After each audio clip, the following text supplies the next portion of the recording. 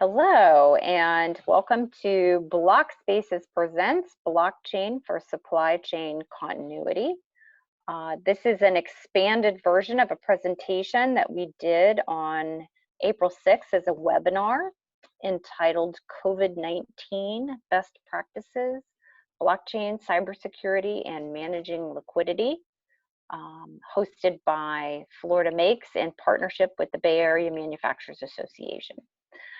We are BlockSpaces, a blockchain technology consulting and product development studio located in Tampa, Florida.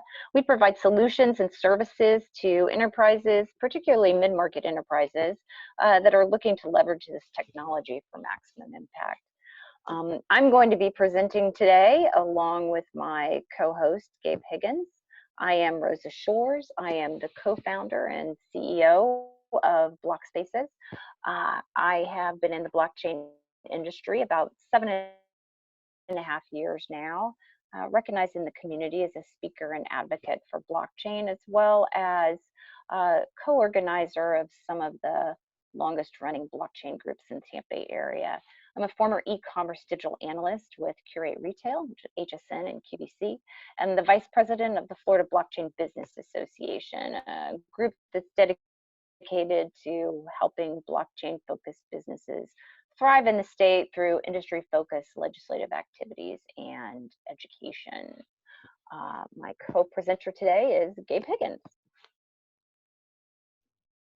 Hi, yes, I am Gabe Higgins. I'm the co-founder of BlockSpaces, and I have several years of experience in blockchain industry, as it were, and me with Rosa co-founded BlockSpaces.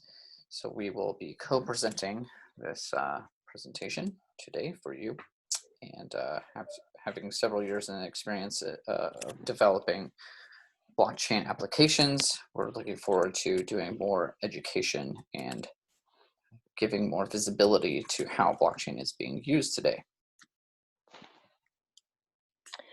So we are here today mainly because of this COVID-19 outbreak. And probably if you're listening to this now, you're totally aware of this global pandemic that's happening. If you listen to this a few years from now, it'd be interesting to go back and remember this is a moment in our history, in our country's history, and in the history of the world, really. But one of the things that this outbreak has done is it has created some apparent weaknesses and has kind of revealed weaknesses in some of the ways that our current supply chain processes are delivered, the infrastructure, how it's delivered. And in one of the first surveys by the Institute of Supply Management post-COVID, this situation, it was found that nearly 75% of companies now are reporting some sort of supply chain disruption due to the coronavirus-related issues. And that's primarily being caused by some of the suppliers that we've seen go down in Asia. In fact, according to Dun & Bradstreet, 935 of Fortune 1000 countries have had tier 1 or tier 2 suppliers that have been affected by the virus. So we're seeing tremendous amounts of impact with those particular suppliers, and it is revealing some of these weaknesses in supply chain.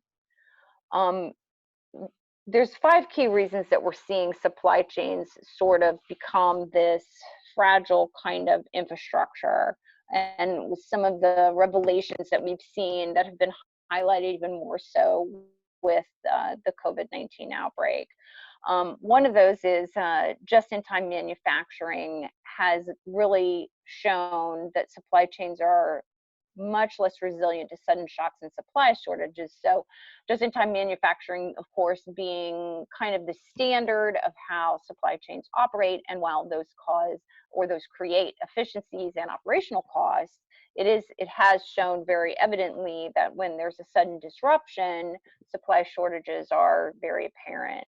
We're also seeing that rigid supply chains, where there is not flexibility to have connection with more of a network of suppliers has left businesses that rely on global supply chains really unable to identify and connect with alternative suppliers quickly, leaving them sort of at the mercy of these centralized sources for their main sources of suppliers.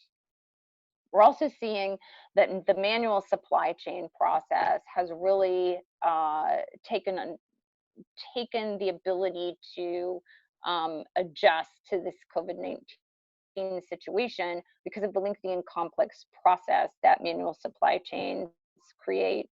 And then, of course, the lack of transparency within the supply chain has left businesses really unaware of what's happening much further down than their tier one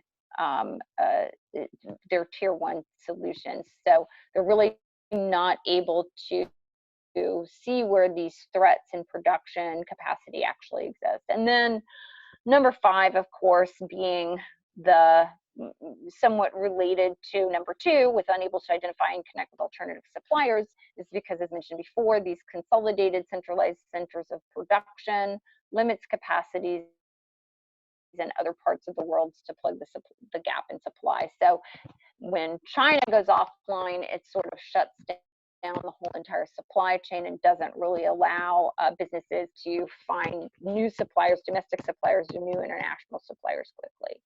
And we saw this very in a very localized, obvious way here at Jabil. And so anybody that's in the Tampa Bay area and perhaps throughout the world, certainly throughout the country, knows Jabil is a large manufacturer here of parts, of technical parts, and a large percentage of their supply chain is based in China. When China went offline at the beginning of this COVID kind of shutdown, Jabil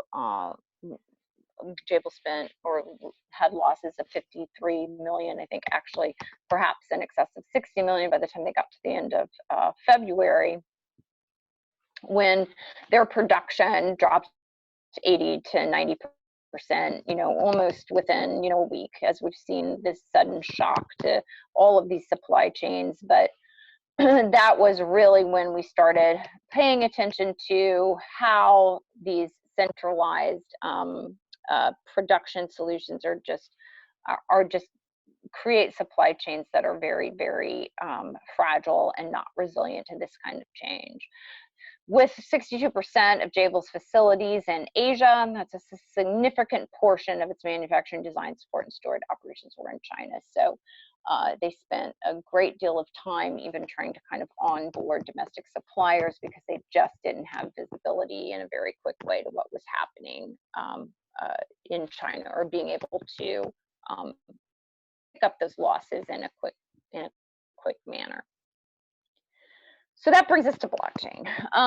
And probably everybody that's listening to this has heard about blockchain to some degree. And it's always been one of these things that, as we have talked about blockchain and talked about blockchain use cases, while it has been apparent to us sometimes within business, it's difficult to find real-time use cases that businesses can really understand. And I think that what we're seeing with COVID-19 is this sort of opportunity, if you will, to help businesses understand blockchain now in the light of COVID-19, what it actually means to have a distributed ledger, which is what blockchain really is, that stores encrypted information that's accessible to all of the users on the network. And those systems, as we've talked about in the past in educational sessions that we've done, those can be public, where information is visible to all, and by all I mean literally to the public, or we can have permission chains, permission protocols, where the information is visible only to the network participants that actually need to see it or to participate in the network. Data is kept on a blockchain and is stored and verified by the users across the network.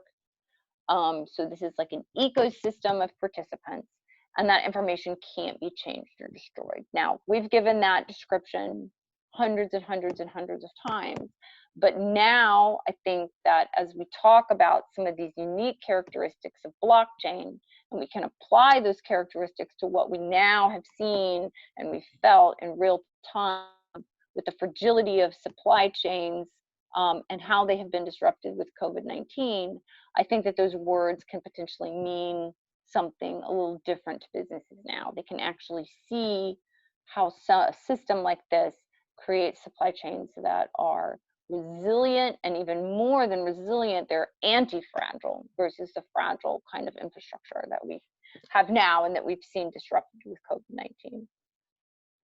And these are the kinds of things that have led blockchain to be used across all industries. And again, this is something that we've talked about for years, that we've seen develop for years, but we're seeing such obvious and apparent use cases now within supply chain manufacturing particularly, but in all of these areas.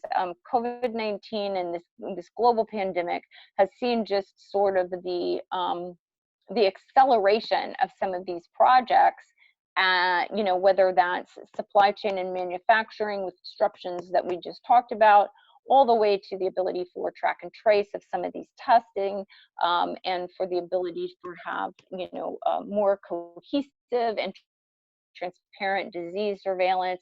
And so we're seeing some of these things that have been in play for quite some time with blockchain now actually have a use case that people can really feel the importance and the almost vital importance of having these kinds of systems in place to prevent these sorts of things happening in the future. And of course, as we know, we're already expecting another go round with this, and so we know these kinds of disruptions are going to happen in the future, which is probably why so many very, very large companies already have a blockchain strategy in play. These are all at different kinds of points of life cycle, so to speak, whether they're, you know, in prototypes or production, but all of these companies have some sort of blockchain play that's in production. So we are seeing a tremendous amount of visibility and also the acceleration of interest around some of these applications now with this new global pandemic. So with that sort of as kind of premising where we're going to be headed today, I'm going to turn it over to Gabe, and he's going to walk through some very specific, we already touched on those 5 ways that blockchain, or I'm sorry, that supply chain is fragile. And so Gabe's going to walk through some very specific ways that blockchain can turn those fragile systems into anti-fragile systems. Okay. Thank you, Rosa. Appreciate that. So as Rosa was talking, using blockchain, applying these different characteristics to this new data structure that blockchain has enabled, gives us some really interesting ways to mitigate against some of the traditional applications that have these kinds of fragility flaws in them. And so here we are learning how we can build more anti-fragile supply chains. So building robust digital systems, so like a digital supply chain networks, are really coming to the fore now, especially when we're transitioning from these paper manual processes to systems that are more digital and digitally connecting the buyers and sellers, and also along the actual supply chain, that we're eliminating those touch points where there's physical paper manifests still being handed over. We can digitally transact these documents now, right? So building these anti-fragile supply chains are stronger. They're malleable to ensure that they continue no matter what the disruption is. And the most interesting aspect of anti-fragile systems is that they don't just survive disruption, but they improve with them. So with that, we're going to go over some general applications where supply chain management systems are enabling more traceability and transparency along your supply chain routes, as well as enabling the digitization of these systems. So with supply chain management, the consumer or anyone in the supply chain, which if you have some of your customers that are your suppliers, then you can give the view and location of the origin of those products easily to the end user, but also along the supply chain route, your suppliers can have more visibility to that information data flow too. So everybody can benefit from the same sourcing of data and information. And also another added benefit, of course, is increased settlement. It's settlement of payments at speeds with much lower costs. So we're going to be going into a few of those application use cases a little bit later on. Here I want to talk about using blockchain in the manufacturing industry at large. So as we mentioned, with the way blockchains are structured, they're inherently securing data and information in ways that are not really typical of traditional data structures. So blockchain infrastructure gives that kind of security of data and information from the outset. So some of the things that we can see is invoices and contract details are exchanged in the supply chain process in a highly confidential and trusted way. Also, communicating that information using traditional methods are risky, as we've seen with the many kinds of hacks that are possible with traditional infrastructure, as they can easily leak the number in a number of ways. With the blockchain, it keeps the information that's floating around secured and encrypted using the best cryptography techniques. And we can go into more detail on that, what that actually means.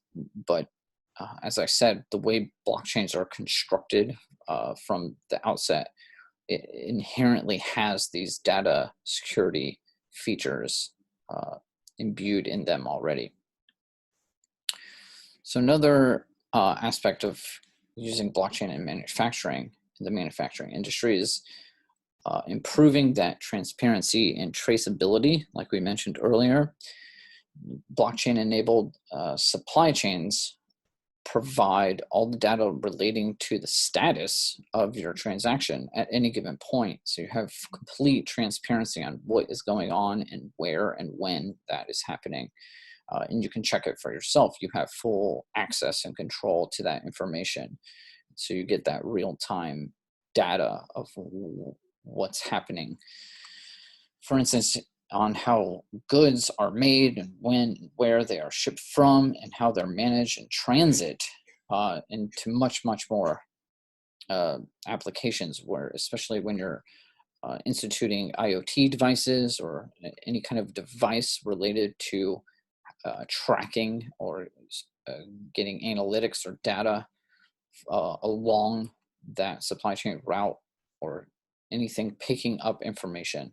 All that metadata can be transacted on a blockchain and stored in a cryptographic way.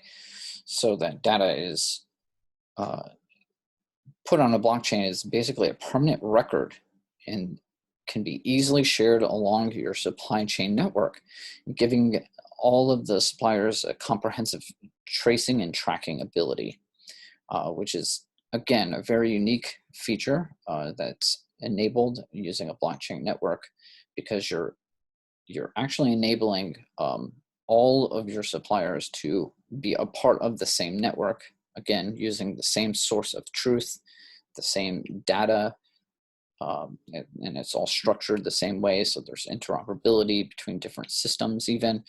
So this is enabling a lot of efficiency in the supply chain management aspects of it. And then when you get into payments, automatically paying the suppliers once the shipment has been made. So you can facilitate this using what's called smart contracts, which are basically just programs that are put on a blockchain and are executed automatically when the certain parameters that are laid out in the smart contract are actually engaged. So you can facilitate the transfer of funds automatically. Once a shipment is complete, the payment is just much faster because it's already set up to execute upon that action, upon when that shipment is received. Transfers can be made possible directly between the payer and the payee. So it's even possible to bypass all the middlemen in between the payments as well. And a lot of times there's, of course, banks that are involved in these processing the payments. Blockchain transfers can also include the banking partners as well, but they don't necessarily have to. So this is something to keep in mind, is that you can completely route payments however you however is best for your organization. And these payments that are settled on a blockchain are quicker, and they're cheaper, and they're more secure than traditional banking methods that we use today. And you can make those transfers across the entire world. Anywhere that has a access to internet can have the same kind of payment processing using blockchain. So, of course, the whole point of instituting better processes and better systems is to increase customer engagement. So you can analyze the data and create forecasts and predictions. Of course, you can do that anyway, but the more information that you have, especially all the potential partners in the network, has access to much more information about where their products are going, who they're interacting with. And so you can make better decisions as an organization to where your products are going to be most effective, and where your efficiencies or inefficiencies are.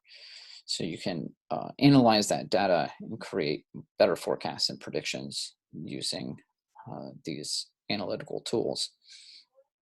And this can contribute to boosting customer satisfaction. And you can use that blockchain information to build a better delivery timeline as well. And so companies that are involved with inventory can reduce the fraud and errors and the total time spent with products that are in transit and shipping. So if there's any problems along the route, you are made aware of when that took place, and you can reconcile these errors much more effectively than current systems we have today. And we'll actually go over some use cases where that has happened.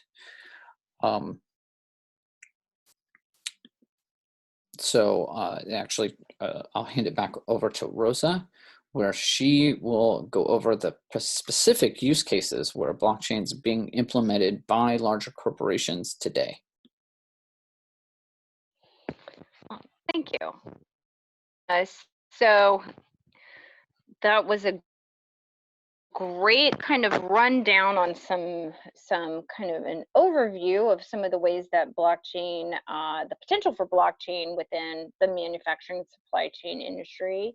As far as some very specific companies, we talked earlier about all of the companies that were utilizing blockchain in some sort of way. Some of the ones that are currently in production that are considered somewhat of a success is Walmart, of course, being the first with IBM to institute a blockchain-based food tracking system called Food Trust. The platform is called Food Trust. And so they are utilizing that for food. Shrimp was just one of the ones that was recently onboarded as seafood tracking for freshness, and being able to find out where that seafood came from, if it was from a ethical sources, especially with tuna fish and shrimp and seafood, is a very is a very critical part of that supply chain tracking. And of course, being able to gain the trust of retailers and securing farmers for long-term growth strategy within U.S. food standards is also a big play for food trust. Food track and trace is proving efficiencies in tracking the provenance of foods. For example, with the Walmart Food Trust system, they took mango tracking from 7 days to 2.2 seconds. So improving the quickness of the ability to track and trace these items, as well as providing provenance and food safety as well. Probably one of the largest for tracking within global trade is the Maersk project called Trade Lens. And of course, that tackles the extremely complex world of global trade. One of those big inefficiencies is with shipping costs, and the biggest loss there, interestingly enough, is with international trade documentation. That is up to 20% of total shipping costs is just the documentation itself that's involved with global trade. So with Lens, they're able to streamline the efficiencies of all of that documentation and provide a level of transparency that before blockchain was really unprecedented. And it allows those global trade supply chains to kind of instantly react to unpredictable changes and also facilitate industry-wide innovation.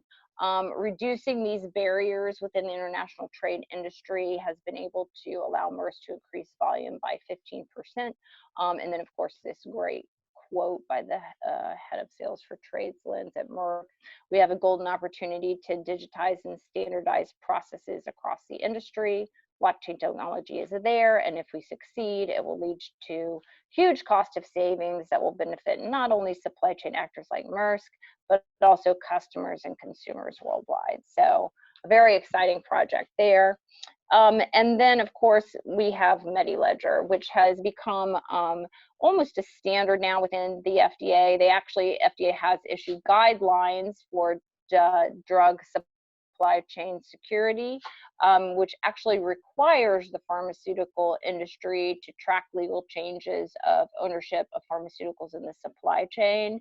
I believe the standards, the FDA standards, same with food trust now, that is being seen as the standard for GS1, which sort of sets the standard for food safety globally, as well as the FDA sets those standards for the drug supply chain, pharmaceutical supply chain. They are also they have also put forth that blockchain should become the standard for pharmaceutical supply chain. And also with being able to verify product identifiers in order to identify the distribution of returned product within the pharmaceutical supply chain has also been a base case for MediLedger. And then we have Nestle. Nestle is also with food and beverage tracking. Their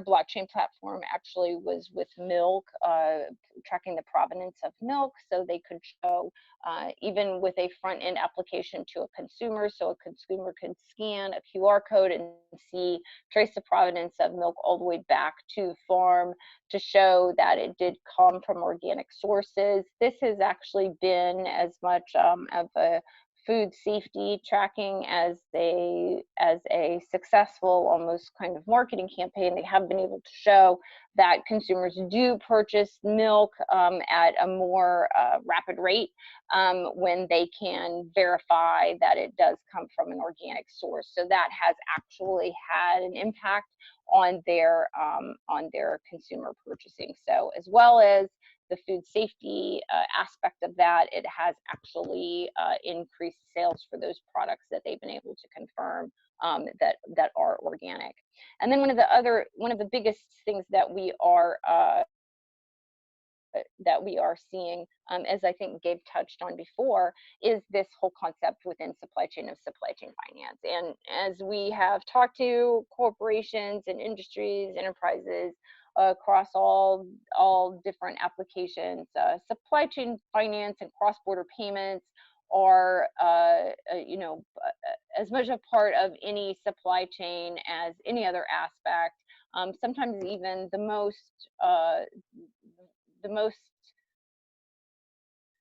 problematic part of the supply chain is this reconciliation of payments or cross-border payments. And so supply chain finance and the ease in which blockchain platforms can facilitate trade finance is a use case that is just becoming more and more industry-wide accepted as a way to facilitate these transactions in a much more quick and seamless way. They are showing use cases where they're being able to complete trade finance transactions within a day, where the average is 10 to 12. So these efficiencies within supply chain finance, not just within the speed of the transactions, but also within the ability to have more streamlined invoice reconciliation and solving this whole section of the supply chain with supply chain finance is one of the most promising use cases that we're seeing with blockchain right now. And as speaking of promising use cases, Gabe's going to take it back and talk to us about the future and the go forward of blockchain. Yeah, so recent research has shown that the net benefit and increases of instituting smart contract technology using blockchain, of course, has increases of up to 13% of more efficiency. And if you add on top of that, blockchain acts like a foundational database structure, infrastructure that you can build on top of. Deploying on top of a blockchain, adding Internet of Things devices, IoT, things like RFID chips that, again, signal certain data points along the supply chain, you can gain efficiencies up to 24% that this research has shown. So the amount of efficiency that can be gained, or that is being gained today, in some of these first go round applications is showing it to be very large in terms of how more efficient these systems can be when you're utilizing the latest and greatest technology. So I want to go over some key principles that will help you enable, that you can need to pay attention to when deploying a blockchain implementation. And so the first one, of course, is centered around privacy. You want to make sure that you're protecting individual data and information. Of course, not all the information that you're dealing with, that you don't want it all on a blockchain. So you have to be very strategic on which information you're actually putting on a blockchain, and when it's put on a blockchain, that it's kept with privacy in the individual data and information at the forefront. And some of that is by utilizing a permission-based network. Permission-based network is one that you know who are all the participants of the network. It's not completely open and distributed like some of the other networks. The technology itself is usually open sourced, so that in and of itself is open and distributed, but you don't necessarily want all of your transactions on an open distributed network, right? You want to deal with a network that you know who the end players are, you know all the players of that network, and you're all communicating the same kind of information for the same purpose and for the same reason. You're all getting the same value out of it. So you can set up a permission-based network where it's basically just a kind of a closed system where you're only talking to and sharing the information that you're with compatriots that you're wanting to deal with. And of course, like I mentioned, most of these blockchain networks are open sourced. This is the best way to ensure the security of the network itself. The source code itself has been tested um, and continues to be developed upon, even though there's no central authority kind of spearheading those initiatives. Now, there are some larger corporations that have definitely taken more of a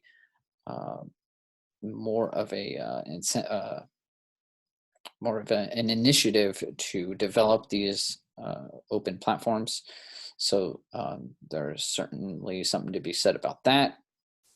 But nevertheless, you want to make sure that you're using a viable network that has been tested by many, many people. And security, of course, goes hand in hand with all of this as well.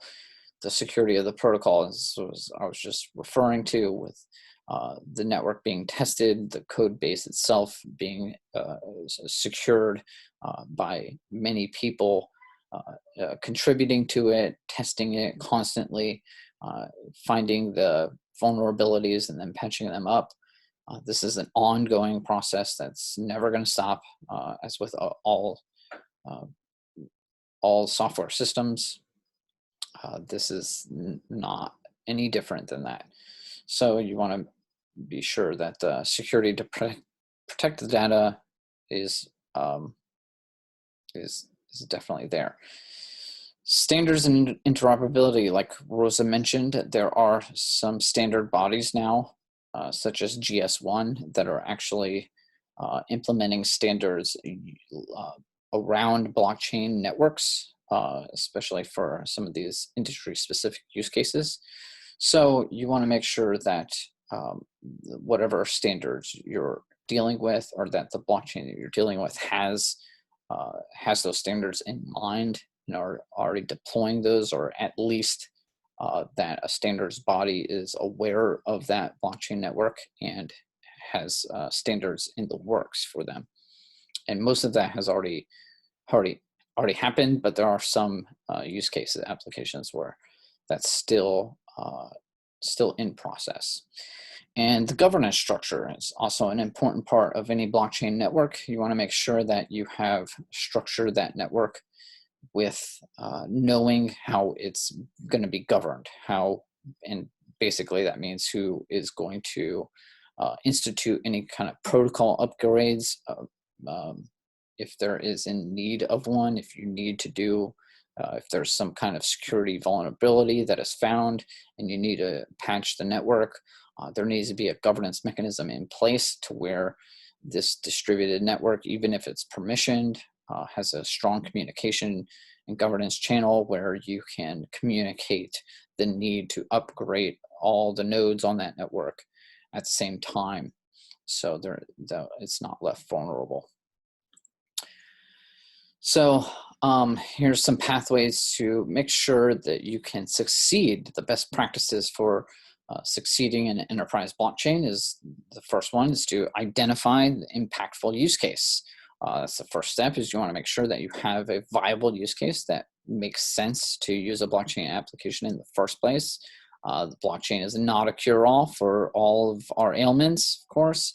So you want to make sure that you're leveraging the blockchain for what it is good for, because there are some trade-offs that you're going to have to make when deploying a blockchain solution. So you want to make sure that it's worth it. Everything that's involved in deploying a blockchain application, you make sure that the use case makes sense. The second step is to make sure that you identify the minimum viable ecosystem. So this would be who in the permission chain, who all is going to be a part of that ecosystem, who all is going to drive the network, and make sure that it's running smoothly, that all the participants are properly incentivized to put the information that needs to be on the blockchain on the blockchain. Data that goes into a blockchain needs to be very strategic and purposeful. Otherwise, there's no point of using a blockchain. So you want to make sure that all the people on the network are going to be leveraging the network in the same way, and they're all incentivized to.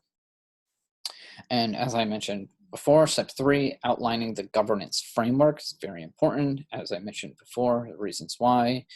You want to make sure that you can upgrade the network when it needs to upgrade for any kind of security vulnerabilities, or maybe even increasing efficiencies as well. Sometimes there's a new breakthrough in some blockchain features and characteristics where you can that make them either more secure or faster, higher transaction throughput. So you want to make sure that the governance framework is there in place for when you need to deploy those solutions faster.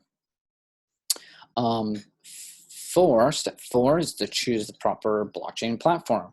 Not all blockchains are created equal. So you want to make sure after you identify your use case that you're choosing a blockchain that fits your application and is best suited for it, and not the other way around. You don't want to try to shoehorn a blockchain solution into a blockchain that doesn't necessarily fit your application or your needs. So you want to make sure that you're choosing the proper blockchain to deploy your solution on, and that's going to be based on a variety of factors that you have identified in step 1. In step 5, you want to then build out your framework and infrastructure. So as I mentioned before, a lot of these are open source, and you want to make sure that whatever you're using has the proper tools to be able to develop on. And perhaps the framework is already there, but some of the infrastructure is missing or still very nascent, needs to be built, sometimes from scratch. So those are things you want to keep in mind when you're choosing a blockchain solution or application as well. Now we've come the industry has come along a far way in a short time, so it's moving very, very quickly. So one of the things you want to pay attention to is who's moving quickly, who has dedicated a good amount of resources to building out those infrastructure tools that you'll need to develop on and connecting to these other blockchain applications. So step 6 is to optimize security and scalability with any application. This would be the case. So this is no different here when deploying a blockchain solution, even though a blockchain has already has inherent properties that enable a higher security aspects to it, like encryption and cryptography. There are still scalability issues that you have to keep in mind with any blockchain network. So depending on your use case and application, you're going to have to keep scalability in mind and have a pathway forward to where you can leverage some of the scalability options with some blockchain tools that are either out there or still being built that you can keep in mind for future deployment. So and the last step, number 7, is that along with the governance and framework structure, you want to make sure that the incentive structure and the value exchange of all the network participants is properly in place. So you don't want to have a situation where you have participants on the network that are not as incentivized as other participants, and so they're not inputting the data as they should. And that can cause problems with the network. It can cause problems with the viability of what kind of information is going on the blockchain and how the other participants on the network are relying on that information to be there. So you want to make sure that all the network participants have that proper incentive structure there. And so, like I said, this whole blockchain thing has, has been a buzzword for a very long time. We are very aware of that, being involved in the space. Actually, since it was before a buzzword, but since before anybody really knew anything about it, but we saw the potential there. But it is very interesting to see how it's become such a viable option uh, in the last couple of years, last handful of years. Very quickly, the sentiment about blockchain has changed and progressed around the world. This is a global phenomenon that we're seeing this technology being adopted in countries and companies all across the world. So we've seen it progress very quickly from that buzzword to now where it's going to be demanded in some areas, as Rosa talked about in the use cases. So, and we know it's very difficult to keep up the rate of adoption and the evolution that's happening in the space. So we hope to be that ongoing resource for you, BlockSpaces, that is. That way we can help you, our team can help you stay up to speed, stay informed, stay relevant with the latest that's happening in the space. Since if you don't have a dedicated team paying attention to everything that's happening in the space or know where to look, it could be very, very difficult to navigate this whole endeavor from scratch. So we recognize that, and we want to make ourselves available as a resource to leverage, so you don't have to start from ground zero. So thank you for joining us. I appreciate you guys' time, and we look forward to speaking with you soon. If you want to reach out to us, feel.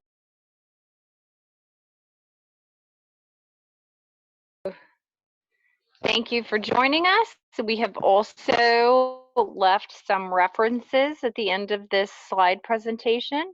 So we'll leave that up for a few frames in case you want to come back and reference any of that.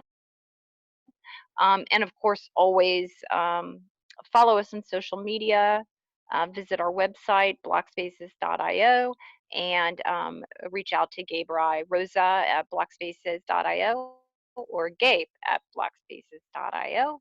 And we're here to answer any of your questions, and we hope you found a lot of value in this presentation. We also hope you and your families are staying well and healthy during this time and safe, and we look forward to speaking with you soon. Thank you.